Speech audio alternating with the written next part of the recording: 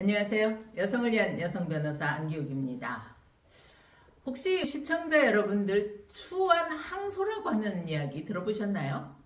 추한 항소라고 하는 것은요, 당사자가 자기가 책임질 수 없는 사유로 항소 기간을 지나서 판결문을 받았을 때, 이거는 내가 항소 기간을 지킬 수가 없었습니다 라고 해서 그 사유가 없어진 후 2주일 이내에 자기가 기일했던 소송행위를 보완하는 거, 이게 우리 민사소송법 173조 1항에 규정하고 있는데요. 이거는 대충 보류하면은요, 원고가 소장을 냈는데 법원을 통해서 소장이 배달이 되지 않습니까? 근데 피고가 집에 없거나 해외 출장 중이거나 그 집에 살지 않거나 그랬을 때는 원고는 소송을 진행하기 위해서 여러 가지 방법을 쓰겠죠. 야간 송달도 시키고 집행관 송달도 시키고, 그런데 전부 송달이 안 되는 거예요. 그럼 원고 입장에서는 재판을 진행을 해야 되니까 그럴 때 공시송달 제도라고 하는 걸로 재판을 진행을 할 수가 있습니다. 그러면 피고 입장에서는 소장을 본 적도 없고 받아본 적도 없는데 판결이 선고되는 거예요.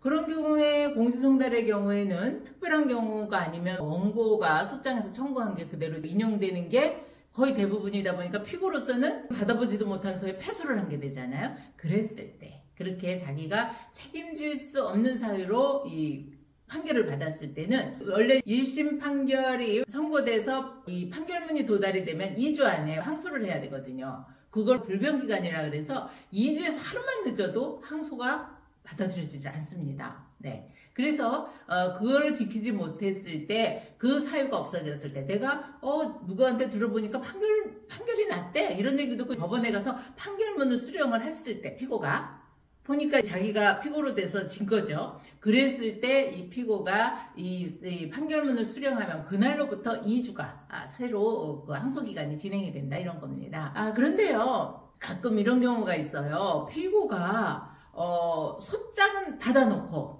그 이후에 그 주소에 안 산다거나, 그래서 그 다음 소송 절차는 피고가 재판에 참여를 하지 않은 상태에서 하지 못하는 거겠죠. 만기를 알려줘도 받을 수가 없으니까 못 나오고, 그래서 그 다음 절차가 이 공시송달로 됐을 때, 이럴 때도 이게 추한항소의 요건이 되는가 하는 겁니다.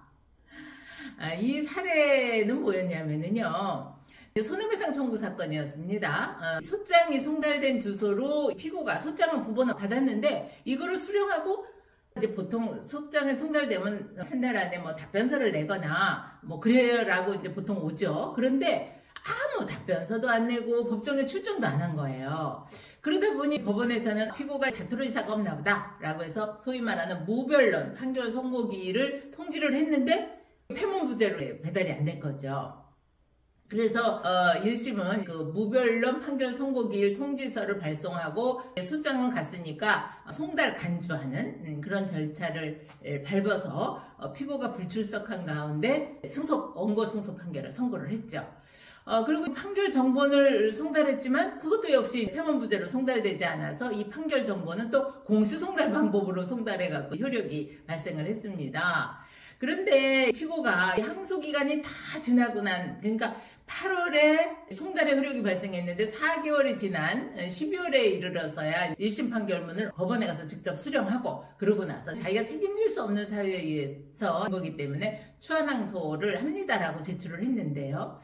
항소심에서는 이것을 받아들였어요. 항소심에서 받아들인 취지는 이 피고가 그 무렵에 집에 안 살고 주차되어 있는 카라반이라 그러죠. 카라반에 거주하면서 농사를 짓고 있다. 그렇기 때문에 이것은 피고가 책임질 수 없는 사유로 소송 진행 결과를 알지 못해서 불변기간을 지키지 못한 거기 때문에 이것은 받아들여져야 된다. 그래서 추한항소가 적법하다고 판단을 했습니다. 그러니까 원고 입장에서는 이게 무슨 말씀이냐? 아니다, 잘못됐다 라고 해서 상고를 했어요.